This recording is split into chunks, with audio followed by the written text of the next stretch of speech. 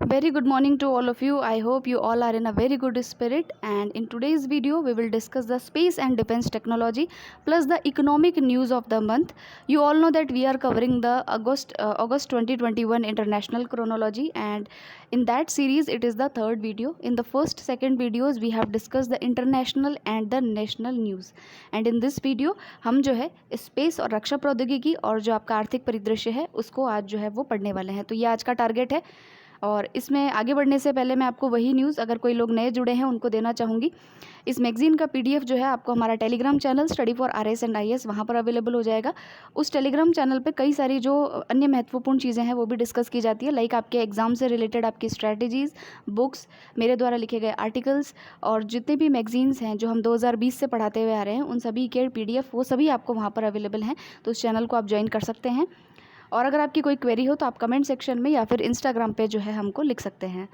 तो अब हम आगे हमारा वीडियो स्टार्ट करते हैं। फर्स्ट जो आर्टिकल है हमारा वो है square kilometre array observatory, SKAO। ये SKAO क्या है और ये क्या कार्य करेगा, इसका हेडक्वार्टर कहाँ पर है, कितने देश इसके सदस्य हैं और क्या ऐसा विशेष है जिसको कि हमको इसके अंदर जो है वो पढ़ना है, वो सभी चीज़ें इसके अंदर जो है आप देखेंगे। पहली चीज़ ये है कि स्क्वायर किलोमीटर एरे ऑब्जर्वेटरी ये है क्या। तो देखिए ये एक ऑब्जर्वेटरी है, एक अंतर सरकारी संगठन है जिसके 10 देश जो हैं वो सदस्य हैं। कितने देश? 10 देश जो हैं, 10 कंट्रीज़ जो हैं वो इसके सदस्य हैं। इसका हेडक्वार्टर जो है वो यूके में है, यानी ब्रिटेन के अंदर इसका हेडक्वार्टर है। और ये जो है क्या काम करेगा, तो ये जो है विश्व का यानी वर्ल्ड का सबसे लार्जेस्ट जो है रेडियो टेलीस्कोप जो है उसको बनाएगा। ठीक है, तो हालांकि फेब में ही इसकी घोषणा हो गई थी और इन्होंने इसका इनॉग्रेशन किया, यानी कि निर्माण की शुरुआत जो है 1 जुलाई 2021 से होने वाली है, इसीलिए ये अभी न्यूज़ के अंदर है।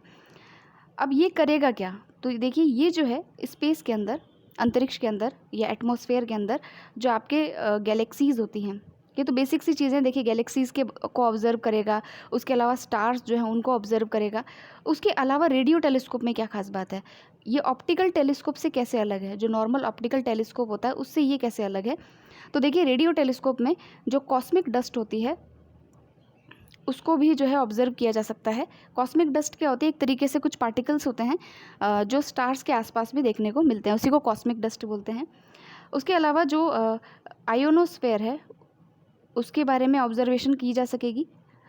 और उसके अलावा और क्या हो सकता है इसके अंदर कि जो इनविजिबल गैसेस होती हैं, इनविजिबल जो गैसेस होती हैं उनको भी जो इस टेलीस्कोप के द्वारा जो है वो ऑब्जर्व जो है वो किया जा सकता है। तो ये उसकी कुछ विशेषताएं हैं। अब देखिए क्या रेडियो टेलीस्कोप पहली बार ऐसा बन रहा है क्या? पहली बार ऐसा नहीं बन रहा है। इससे पहले भी एक रेडियो टेलीस्कोप हुआ करता था जिसका नाम था एरेसीबो। ठीक है, ये एरेसीबो जो टेलीस्कोप था ये प्यूर्टो रिको के अंदर था।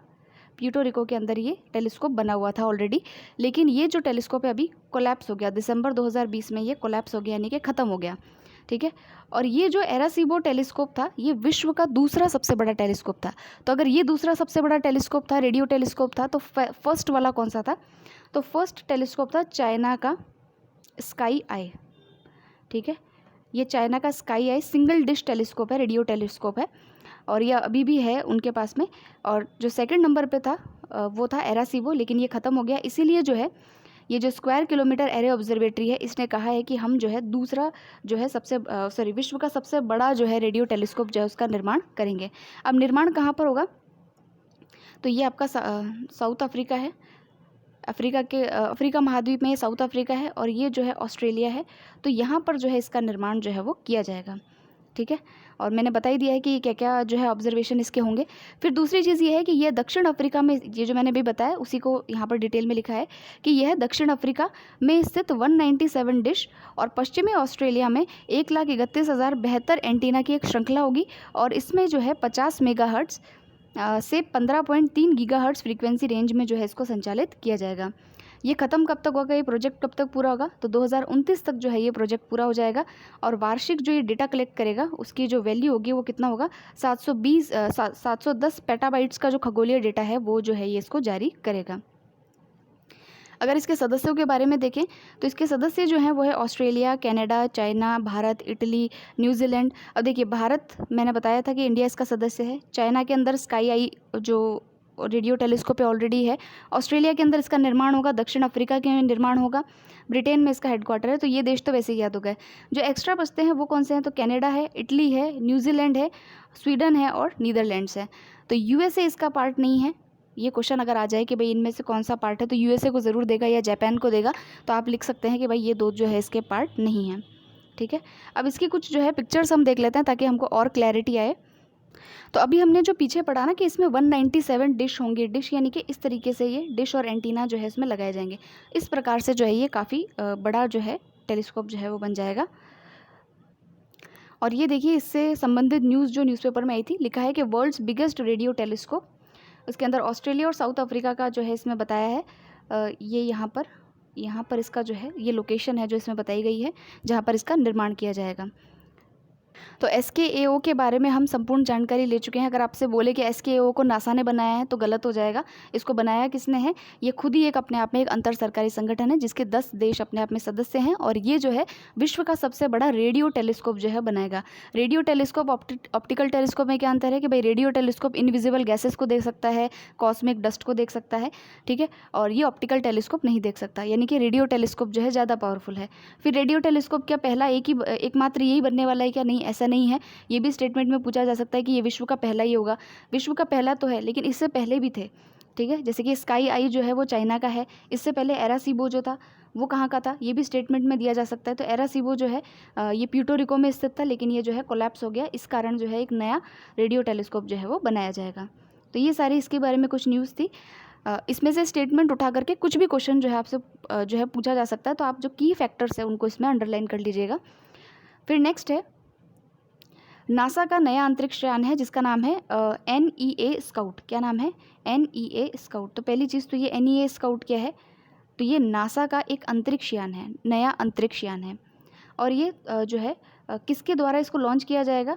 तो इसको लॉन्च किया जाएगा स्पेस लॉन्च सिस्टम के द्वारा। अगर आपको सितंबर 2020 के दौरान हमने जो है क्रोनोलॉजी डिस्कस की थी, उसमें हमने एक नासा का आर्टेमिस मिशन पढ़ा था, वहाँ पर हमने ये स्पेस लॉन्च सिस्टम जो है इसको पढ़ा था। तो अब ये आर्टेमिस सिस्टम क्या है पहले तो ये जाने।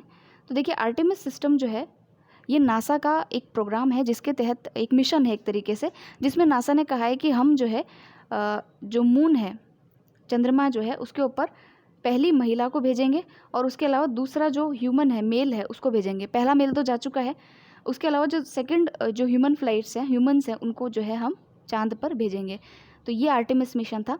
आर्टेमिस मिशन के भी 3 पार्ट हैं, पहला, दूसरा और तीसरा मिशन, 3 में डिवाइडेड है ये भी।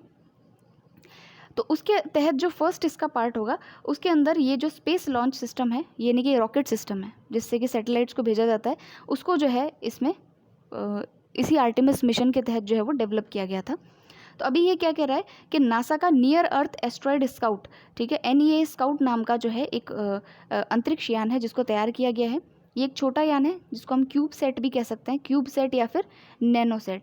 ये क्यूब सेट और नैनो सेट क्या होता है?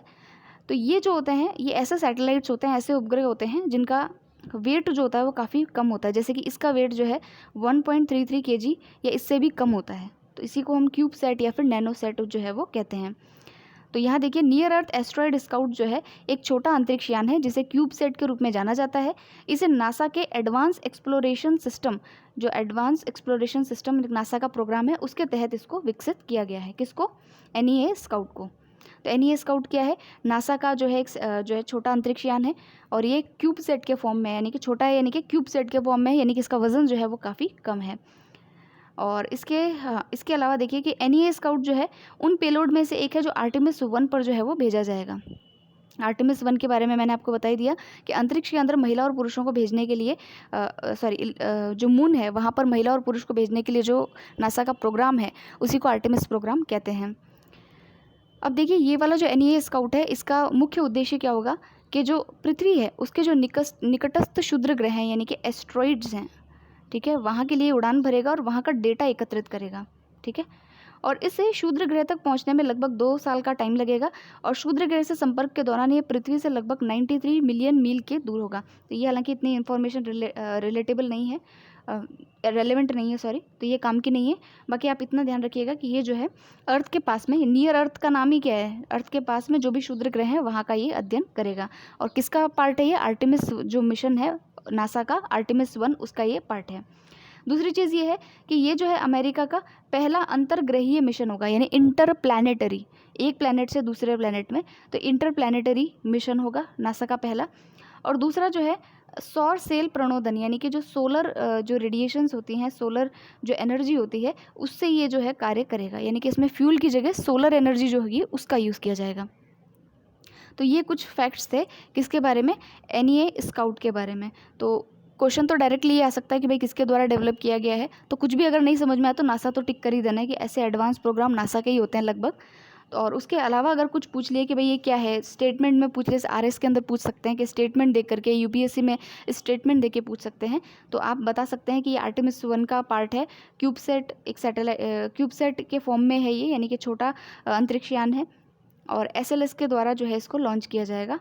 तो ये कुछ चीज़ें हैं इसके बारे में। नेक्स्ट आर्टिकल हम देखते हैं, इसरो ने तरल ईंधन इंजन का सफल परीक्षण किया है। तरल यानी कि लिक्विड जो ईंधन होता है, फ्यूल होता है, उसका जो है इसने सफल परीक्षण किया है। तमिलनाडु के महेंद्रगिरी के इसरो प्रोपल्शन कॉम्प्लेक्स की इंजन परीक्षण सुविधा में जो है इसका जो है इन्होंने एक्सपेरिमेंट किया है। और ये यूज़ किस में करेंगे, ये तो गगनयान के अंदर यूज़ करेंगे। गगनयान क्या है, भारत का पहला ह्यूमन जो है स्पेस क्राफ्ट, ठीक है, स्पेस फ्लाइट, यानी कि अंतरिक्ष में मानव को भेजने के लिए भारत का जो पहला प्रोग्राम है उसको गगनयान नाम दिया गया है।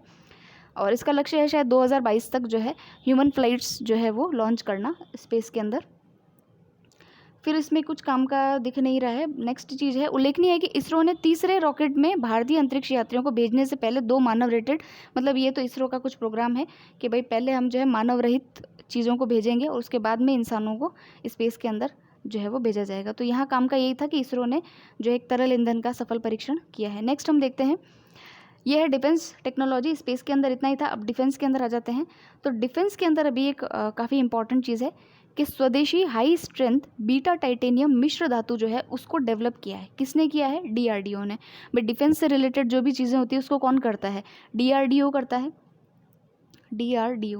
DRDO का जो हेडक्वार्टर है वो कहाँ पर है, नई दिल्ली के अंदर, न्यू दिल्ली के अंदर जो है इसका हेडक्वार्टर है, ठीक है। अब इस DRDO की कई सारी शाखाएं हैं। DRDO आपको RS मेंस के अंदर भी पढ़ना है।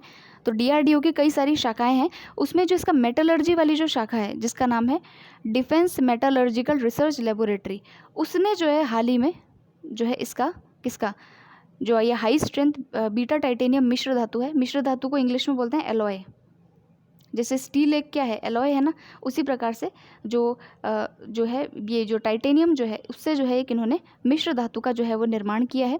उसके अंदर इन्होंने क्या क्या यूज़ किया है तो हम देख लेते हैं। देखिए इसके अंदर जो है आयरन को यूज़ किया है, फिर एल्यूमिनियम को यूज़ किया है और वेनेडियम को यूज़ किया है। इन तीनों को मिला करके एक एलॉय बनाया है, ठीक है। एलॉय क्यों बनाते हैं भाई, स्टील क्यों बनाते हैं, ताकि जंग ना लगे, ठीक है। नहीं तो हम लोहे के बर्तन में ही खा लेते, मिट्टी के बर्तन में क्यों नहीं खाते हैं, क्योंकि भाई उसकी सफाई जल्दी नहीं हो पाती है और जो है वो ज़्यादा ड्यूरेबल नहीं होते हैं। तो उसके लिए स्टील के बर्तन आए। कांसी और तांबे के बर्तन में क्यों नहीं खाते हैं, साफ़ जल्दी नहीं होते हैं। तो एलॉय क्यों आता है, एलॉय आता है कि जो प्योर मेटल होता है उसकी जो प्रॉपर्टीज़ होती है उनको चेंज करके एक ऐसी चीज़ बनाई जाए जो ज़्यादा यूज़फुल हो, समय कम ले और हमारे लिए ड्यूरेबल हो, काफ़ी लंबे समय तक हमारे लिए जो है वो चलाऊ हो। उसी प्रकार से जो डिफेंस टेक्नोलॉजी है उसके अंदर भी जो एलॉय है वो क्यों निर्माण किया जाते हैं, ताकि जो हम मेटल यूज़ करते हैं उसकी जो है फिजिबिलिटी जो है वो बढ़ सके। अब यहाँ पर देखते हैं कि ये जो इन्होंने एलॉय बनाया है, एलॉय बनाने में वेनेडियम, आयरन और एल्यूमिनियम को जो है इन्होंने यूज़ किया है। इससे अब ये जो मिश्र धातु बनी है इसकी जो स्ट्रेंथ है वो काफ़ी ज़्यादा बढ़ गई है, ठीक है।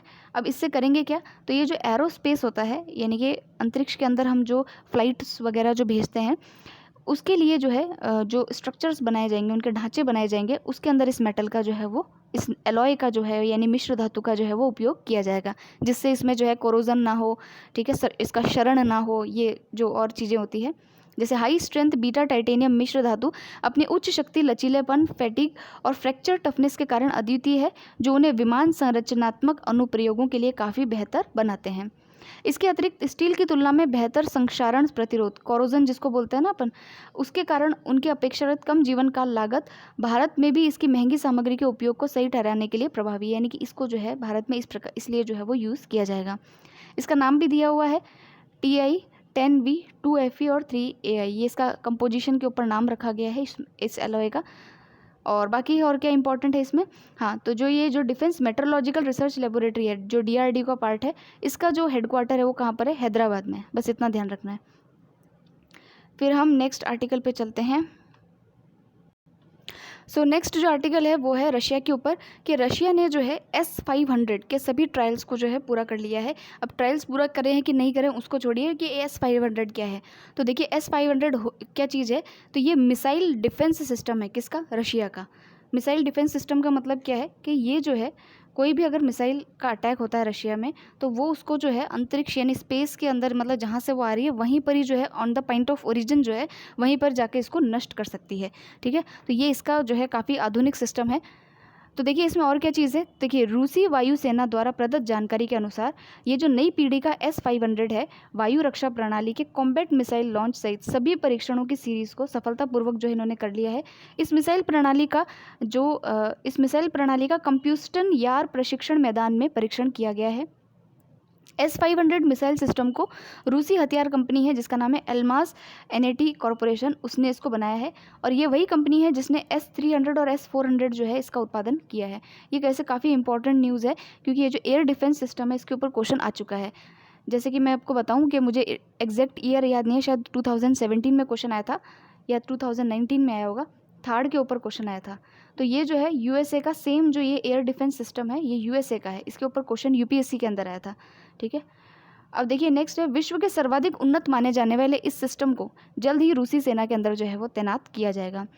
फिर है S-500 सिस्टम, जिन्हें ट्राइम फैक्टर M और प्रोमेथियस भी कहा जाता है, के बारे में जो दावा किया जाता है वो यह है कि अत्याधुनिक राडार से दुश्मनों के स्टेल्थ लड़ाकू विमान भी जो है वो नहीं बच पाएंगे। यानी कि S-500 जो है इतना पावरफुल होगा कि जो स्टेल्थ विमान होंगे ना, स्टेल्थ विमान कौन से होते हैं, ऐसे विमान जो कि रडार के जो है संपर्क में भी नहीं आते, जो रडार को भी नहीं दिखते। ठीक है, रडार भी उसको जो है डिटेक्ट नहीं कर पाता कि यहाँ पर कोई ऐसा विमान आ रहा है। भाई रडार डिटेक्ट कर लेगा तो उसको वहीं ख़त्म कर दिया जाएगा। तो ऐसे जो विमान जो रडार के जद में नहीं आते हैं उनको जो बोलते हैं स्टेल्थ विमान होते हैं, उनको बोलते हैं स्टेल्थ विमान। ठीक है, तो ये जो है S-500 ये जो स्टेल्थ लड़ाकू विमान होंगे उनको भी जो है डिटेक्ट करके ख़त्म कर देगा।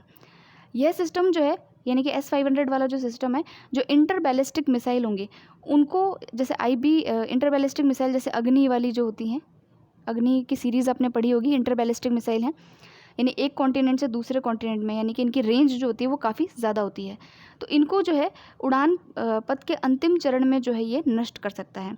उसके अलावा S-500 हाइपरसोनिक विमान और मानव रहित हवाई वाहनों यानी UAV जो होते हैं, UAV अनह्यूमन जो होते हैं, मानव रहित जो कहते हैं इसको, मानव रहित हवाई वाहनों को भी जो है ये नष्ट करने में सक्षम है। ये इसकी पावर है, ये इसका सिग्निफिकेंस है S-500 का।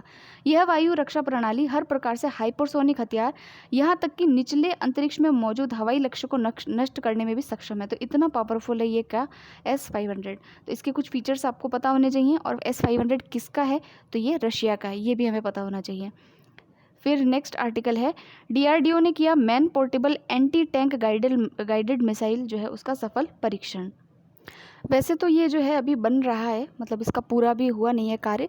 तो ये आत्मनिर्भर भारत को बढ़ावा देने और भारतीय सेना को मजबूत करने के क्रम में DRDO ने जो है स्वदेश में जो विकसित होता है उसको बोलते हैं इंडिजीनियसली डेवलप्ड। ठीक है, उसको इंग्लिश में कहते हैं इंडिजीनियसली डेवलप्ड। ठीक है, तो ये इंडिजीनियसली डेवलप्ड है और में विकसित ये है कम वजन वाला fire and forget man portable anti tank guided missile है। ठीक है, इसका परीक्षण अभी किया गया है। इस मिसाइल को थर्मल साइट के साथ एकीकृत मानव पोर्टेबल लॉन्चर से जो है वो लॉन्च किया गया था और मिसाइल को उन्नत एवियोकॉनिक्स के साथ अत्याधुनिक मिनिएचराइज्ड इंफ्रारेड इमेजिंग सीकर के साथ जो है वो रखा गया है। अब ये किसी काम का नहीं है, आगे बढ़ते हैं। इस परीक्षण के बाद देश जो है वो स्वदेशी तीसरी पीढ़ी का man portable anti tank guided missile जो है निर्मित करने के अंतिम चरण में जो है वो पहुंच गया है। तो DRDO ने जो है किसका भी परीक्षण किया है, तो man portable anti tank guided missile. इसका एक फ़ोटो देखते हैं ताकि वही और थोड़ा क्लियर होगा हमको। तो यहाँ ये जो दिख रहा है ये इसने जो है एक व्यक्ति ने जो है ये मिसाइल लॉन्चर ले रखा है। ठीक है, तो ये इस प्रकार से जो है ये एंटी टैंक गाइडेड मिसाइल होगा जिसको कि कोई भी इंसान जो है वो कोई भी इंसान तो क्या, जो ये मिलिट्री पर्सनल होंगे वही इसको यूज़ कर पाएंगे। अच्छा, कल के न्यूज़पेपर में, आई थिंक कल के न्यूज़पेपर में ही था कि जो कल या परसों के न्यूज़पेपर में था कि जो ही अफ़गानिस्तान में जो है तालिबानी जो सेना है, जो तालिबान वाले जो हैं, उन्होंने एक मोटर बाइक पे एक व्यक्ति था और रॉकेट लॉन्चर हाथ में ले रखा था और सड़क पे खड़ा था आराम से। तो ये कितना, मतलब सोचिए कि कितना अराजक क्षण है एकदम, कितनी एनार्की फैली हुई होगी वहाँ पर कि अगर सड़क के ऊपर अभी देख लीजिए, अगर आप रोड पे जाएँ और कोई रॉकेट लॉन्चर लेके खड़ा हो तो कैसा लगे। तो उसी तरीके से इसको देख कर के मुझे पिक्चर याद आई कि मैंने इसको देखा था न्यूज़पेपर में, शायद परसों के न्यूज़पेपर में ये था। तो कहने का सेंस ये है कि आजकल गन जो है वो तो काफ़ी पुरानी हो गई, अब तो रॉकेट लॉन्चर लेकर के चलते हैं, तो खड़े खड़े मिसाइल मतलब एकदम उड़ाने के लिए तैयार। तो अब नेक्स्ट जो आर्टिकल है वो है आकाश एनजी का जो है वो उसका भी सफल अभी जो है उड़ान को देखा गया है। तो ये आकाश एनजी क्या है? आकाश एनजी का फुल फॉर्म है न्यू जनरेशन आकाश मिसाइल। तो आकाश मिसाइल के बारे में तो हम जानते हैं कि भाई ये जो है सतह से, यानी कि सरफेस से ये हवा के अंदर जो है मार करने वाली मिसाइल है। और इसको डेवलप किया है किसने? डीआरडीओ ने। वही सेम जितने भी मिसाइल्स हैं वो डीआरडीओ के द्वारा ही होती हैं। अब इसका कुछ फैक्ट्स हैं इसके बारे में, वो देख लेते हैं। ये जो है कुछ बेहतर संस्करण है, यानी 25 किलोमीटर की दूरी तक जो है ये निशाना कर पाएगी। 560 सेंटीमीटर लंबी और 35 सेंटीमीटर चौड़ी है ये मिसाइल।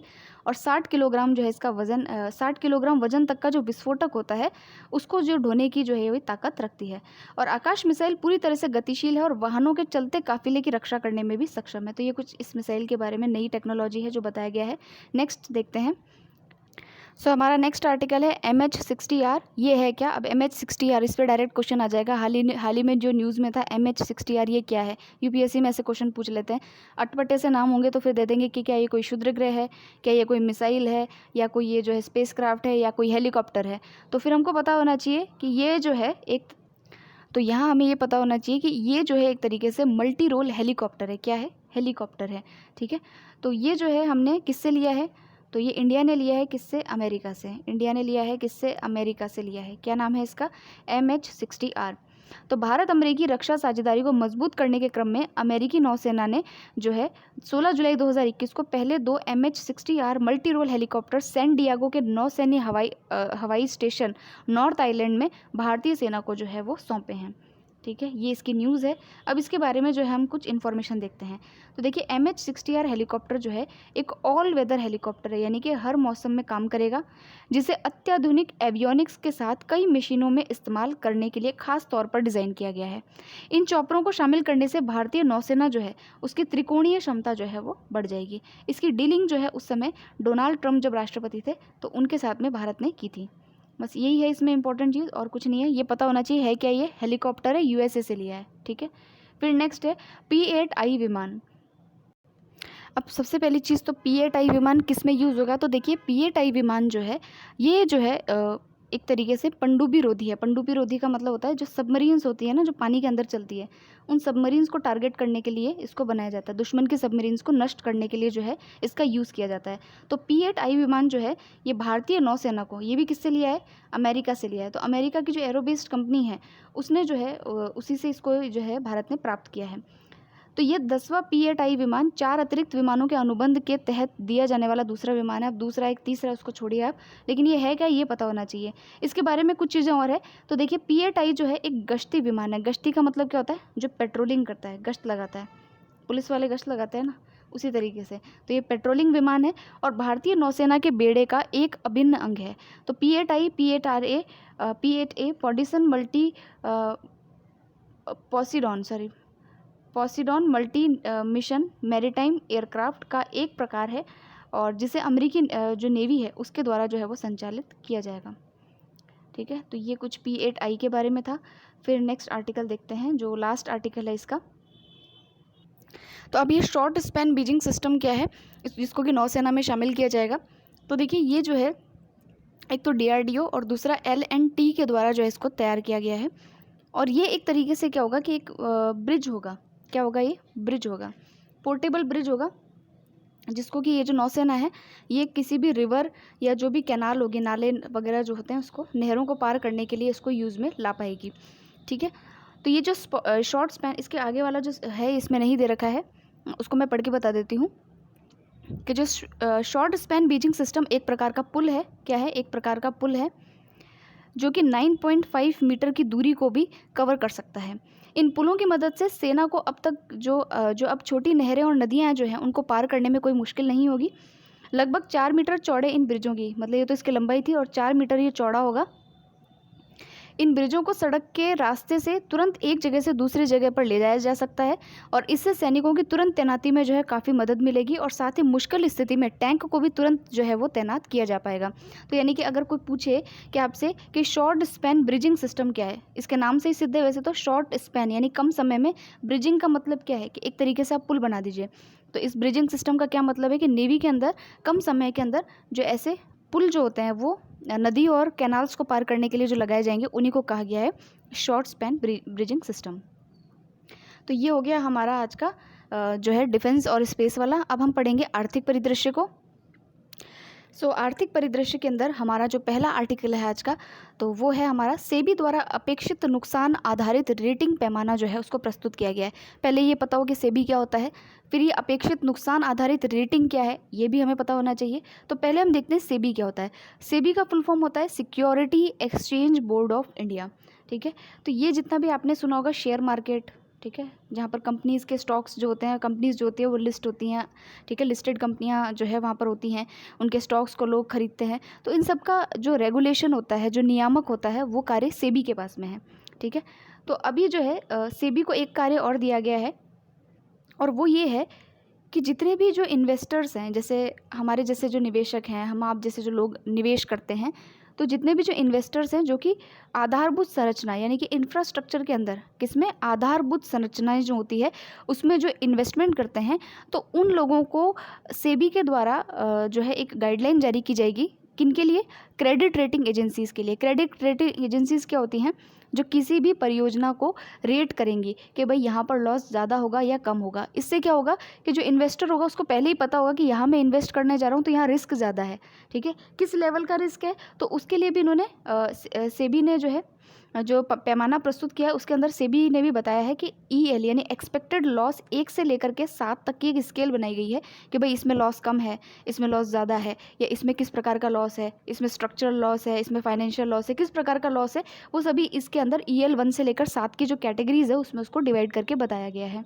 ठीक है, तो ये हालांकि न्यूज़ जो है इतनी ज़्यादा रेलेवेंट भी नहीं है भाई इसमें से क्वेश्चन क्या पूछा जाएगा, लेकिन फिर भी कि आपको पता होना चाहिए कि सेबी के द्वारा ऐसा कोई कार्य किया गया है कि जो क्रेडिट रेटिंग जो एजेंसीज होंगी उनको अपेक्षित नुकसान आधारित रेटिंग का एक पैमाना जो है बनाना होगा, जिसमें उसको बताना होगा कि इस परियोजना में, कौन सी परियोजना है जो कि बुनियादी ढांचे से संबंधित है, ऐसी परियोजनाओं में नुकसान की संभावनाएं कितनी हैं, और उसको एक्सपेक्टेड लॉस 1 से लेकर के 7 तक के स्केल में उनको डिवाइड करके बताना होगा।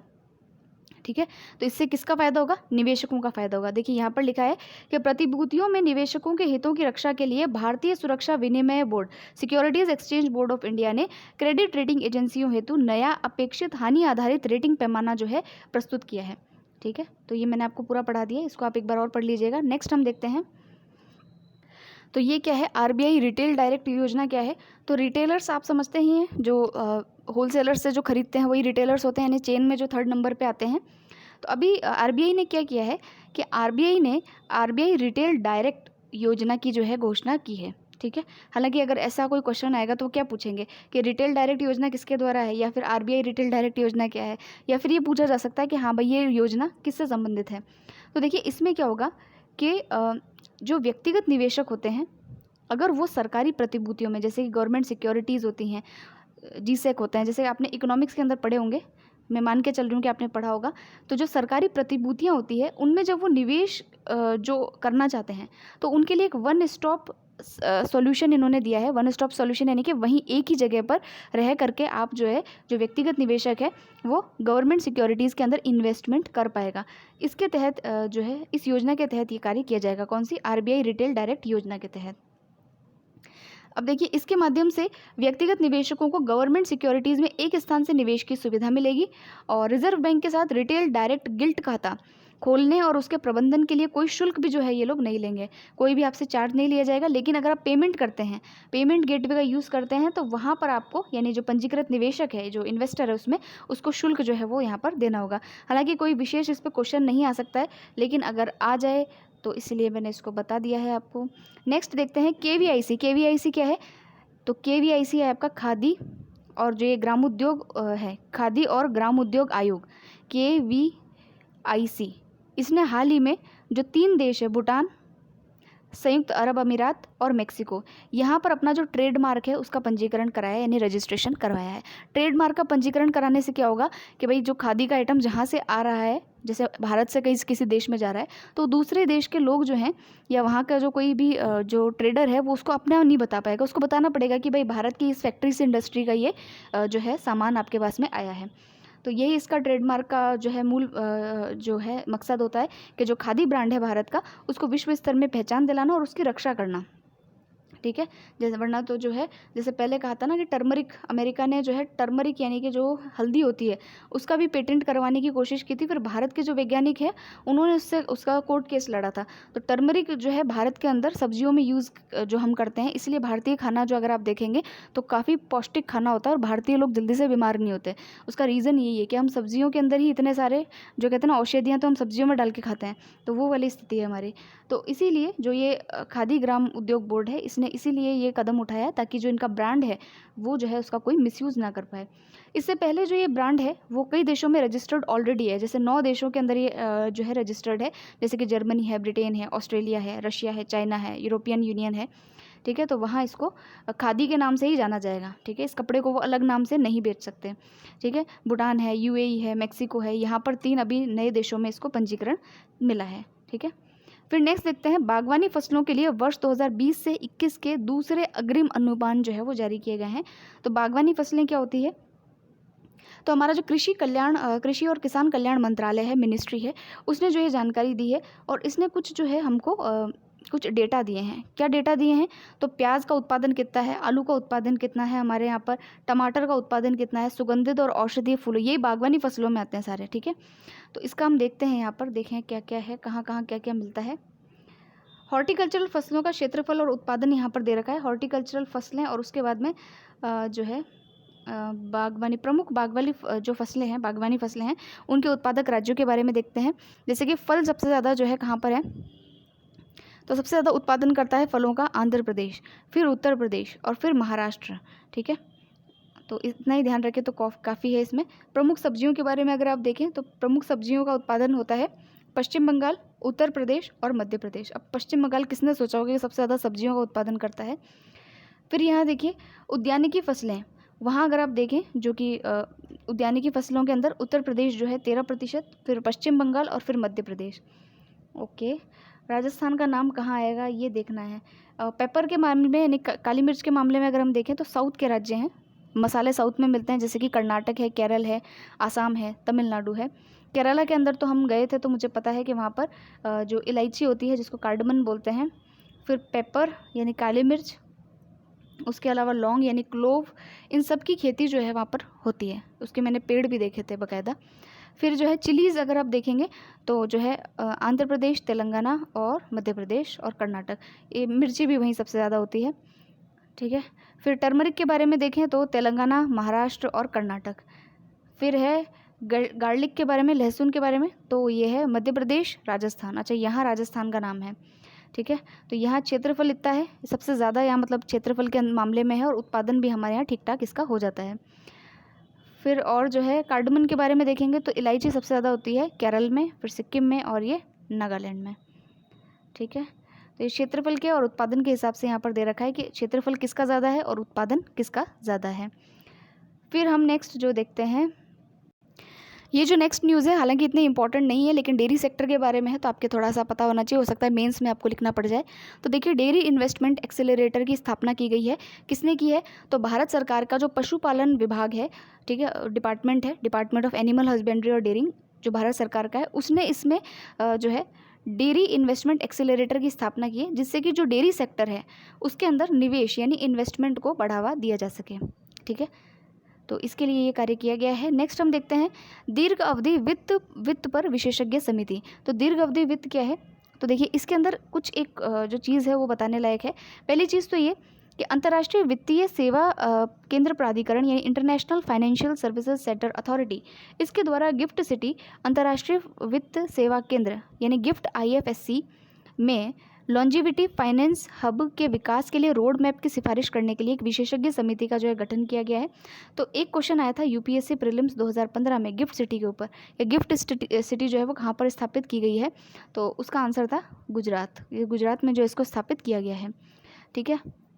अब इनका उद्देश्य क्या है अभी यहाँ पे, तो ये 60 वर्ष और उससे अधिक आयु के जो व्यक्ति हैं उनको सिल्वर जनरेशन में रखा गया। अब क्वेश्चन आ सकता है कि सिल्वर जनरेशन से आपका क्या तात्पर्य है, जिसको रजत पीढ़ी कहा गया है। रजत पीढ़ी का मतलब है जो 60 वर्ष या उससे अधिक आयु वर्ग के जो व्यक्ति हैं उनको सिल्वर जनरेशन कहा गया है। तो उसमें कहा गया है कि इनके जो धन है, स्वास्थ्य बीमा और अन्य विशेष उत्पाद संबंधी जो आवश्यकताएं हैं उनको पूरा करना जो है इस लॉन्जिविटी फाइनेंस हब का उद्देश्य है, ठीक है।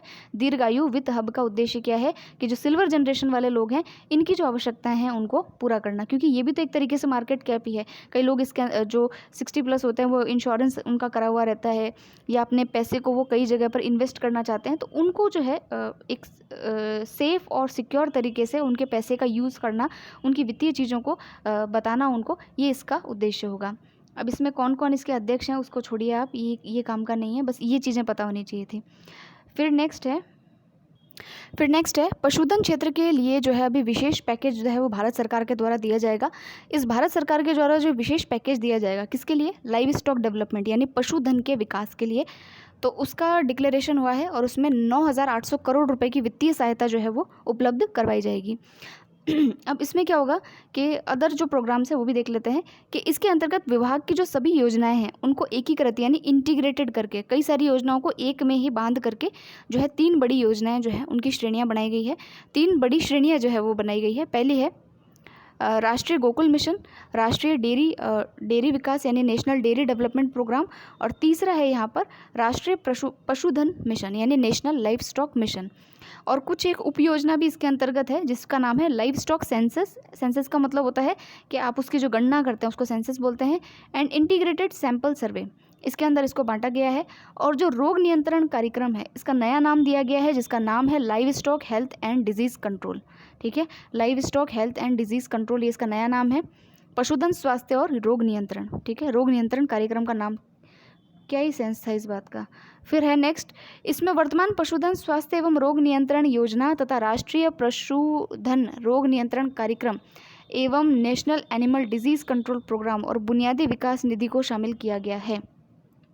याद रह जाए तो ठीक है, और नहीं याद रहे तो बिल्कुल भी ज़रूरी नहीं है याद रखना, ठीक है। इस पर कौन सा शॉर्ट क्वेश्चन आने वाला है।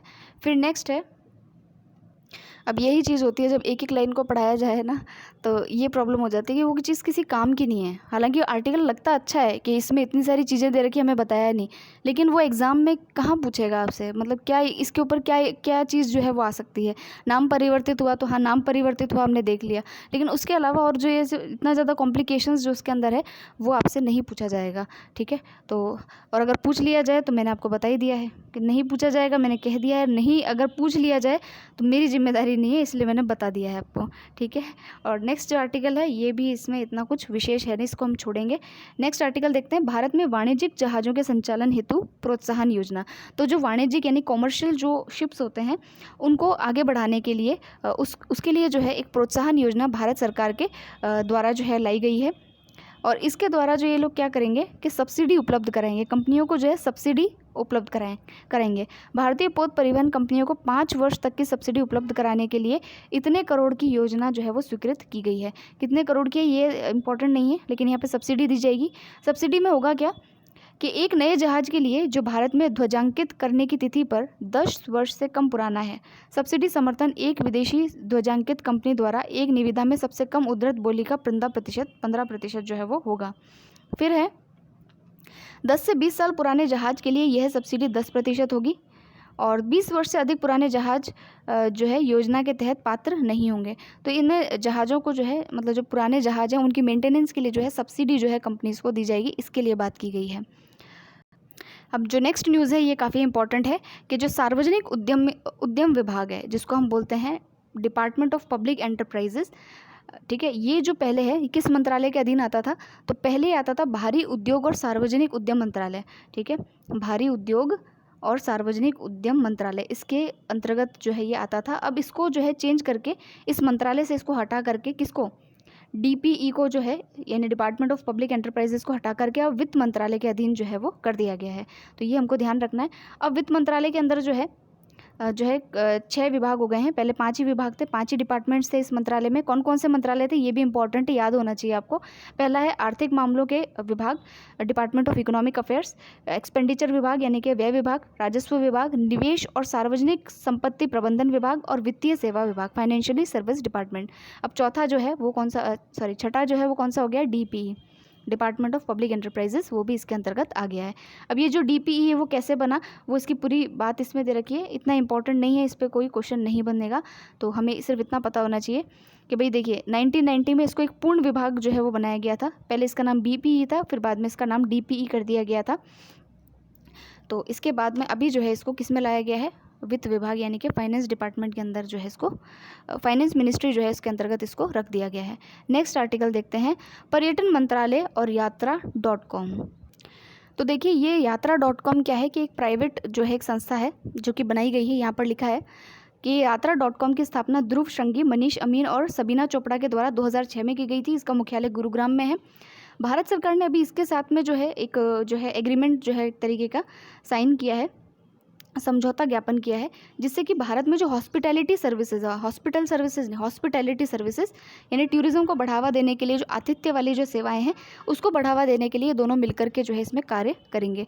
इस समझौते ज्ञापन का प्राथमिक उद्देश्य उन आवासीय इकाइयों या जो रेजिडेंशियल यूनिट्स होती हैं उनको विस्तृत दृश्यता प्रदान करना है, जिन्होंने खुद को OTA प्लेटफॉर्म पर आतिथ्य आयोग के लिए आकलन, जागरूकता और प्रशिक्षण के लिए जो साथी प्रोग्राम हुआ था, साथी प्रोग्राम का फुल फॉर्म है system for assessment awareness and training for the hospitality industry, पर वहाँ पर खुद को स्वयं प्रमाणित कर रखा है।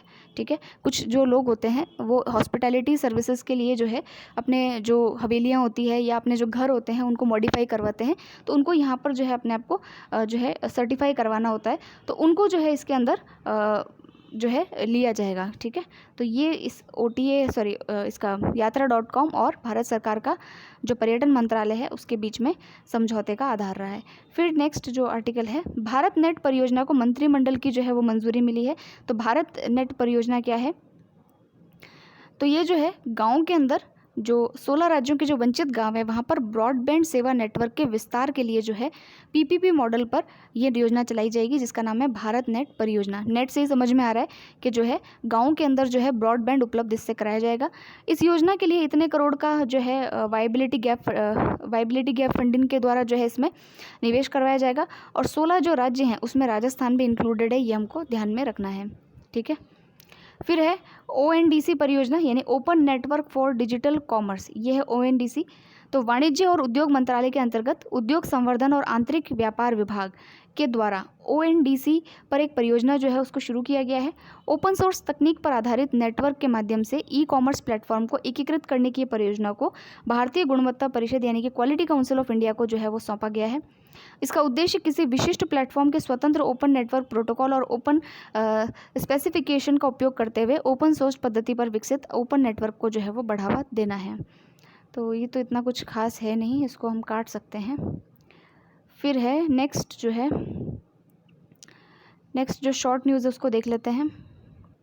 नेक्स्ट हम देखते हैं अनाज ATM के बारे में। तो जैसे कि हमारा ATM होता है वैसे ही अनाज ATM होगा कि इस ATM को डालने के बाद में 5 से 7 मिनट के अंदर जो है 70 किलो तक का जो अनाज है ये निकालने में जो है सक्षम होगी। इसको बनाया कहाँ गया है, तो हरियाणा के गुरुग्राम जिले में पायलट प्रोजेक्ट यानी जहाँ पर कुछ समय के लिए किसी चीज़ को एक्सपेरिमेंट के तौर पर किया जाता है, तो उस तौर पर जो है इसको बनाया जाएगा और देश का पहला ये अनाज ATM होगा। तो इस पर क्वेश्चन आ सकता है। फिर जो है ये एक स्वचालित यानी कि ऑटोमेटिक मशीन है जो कि बैंक ATM की तरह काम करेगी। इसकी ये जो मशीन है इसको संयुक्त राष्ट्र के यानी कि UN के विश्व खाद्य कार्यक्रम के तहत जो है स्थापित किया गया है। यह स्वचालित है बहुवस्तु अनाज वितरण मशीन जो है इसको कहा जाता है। इस ग्रेन ATM की स्थापना से जो है राशन की मात्रा के समय और सही माप से संबंधित सभी शिकायतों का जो है वो निवारण किया जा सकेगा। जैसे ATM में हम डालते हैं तो कोई ऐसा तो नहीं है 100 रुपये डाले और जो है 150 रुपये निकल के आ जाए, ऐसा नहीं है। तो यानी कि जो ऑटोमेटिक जो चीज़ें होती है वो रिलायबल ज़्यादा होती हैं, यानी कि उसमें मात्रा को लेकर के कोई संशय नहीं रहता। उसी प्रकार से इसमें भी जो है मात्रा से संबंधित कोई भी संशय लोगों में ना रहे, तो उनकी शिकायतें जो है उनका निवारण इसमें हो पाएगा। फिर है नेक्स्ट आर्टिकल नेक्स्ट है आर्थिक राउंड अप के अंदर कि अमेजन इंडिया ने गुजरात के सूरत में अपना पहला डिजिटल केंद्र जो है उसको लॉन्च किया है, जो कंपनी द्वारा वर्ष 2025 तक भारत के 1 करोड़ जो एमएसएमईज़ हैं उनको डिजिटल बनाने की पहल का जो है एक हिस्सा है। तो इसको थोड़ा ध्यान रखेंगे कि जो अमेजन इंडिया है उसने गुजरात के सूरत में अपना पहला डिजिटल केंद्र जो है उसको स्थापित किया है, और ये क्या करेगा, एमएसएमईज़ जो हैं उनको डिजिटल बनाने का कार्य करेगा। उसके अलावा कुछ आईएमएफ के और उसके बारे में है कि भाई उन्होंने जो है कुछ जो है भारत के बारे में अनुमान दिया है। जैसे आईएमएफ ने व्यक्त किया है कि जो है वैश्विक विकास दर जो है वो लगभग 6% रहेगी, और एडीबी जो है उसने कहा है कि भारत के आर्थिक विकास का जो अनुमान है उसको उसने 11% से घटा करके 10% कर दिया 2021-22 के लिए। तो कोई शॉर्ट जो मान लीजिए कोई एग्जाम्स ऐसे हों जो रिसेंट होने वाले हों, तो उसके अंदर इस प्रकार के क्वेश्चन जो है वो जो है कहते हैं ना कभी उठा करके पूछ लिए जाते हैं कि जो आईएमएफ के द्वारा जो है वैश्विक विकास दर का अनुमान कितना है या भारत की जीडीपी का अनुमान कितना है, ये पूछा जा सकता है। बाकी जो और डायनेमिक क्वेश्चंस होते हैं उनकी संभावना कम रहती है। तो अब आज 15 अगस्त है, तो अब आप भी 15 अगस्त मनाइए। आप सभी को इंडिपेंडेंस दिवस जो है हमारा इंडिपेंडेंस डे है उसके लिए काफ़ी जो है बहुत बहुत शुभकामनाएं। और नेक्स्ट जो वीडियो होगा उसके अंदर हम जो है राजस्थान वाला जो परिदृश्य है यानी प्रादेशिक परिदृश्य जो है उसको पढ़ेंगे। तो मिलते हैं नेक्स्ट वीडियो में। आज का वीडियो थोड़ा सा बड़ा हो गया क्योंकि मैंने कई सारी चीज़ें इसमें कवर की है, ज़रूर से इसको पूरा देखिएगा आप, ठीक है। तो मिलते हैं नेक्स्ट वीडियो में। Thank you.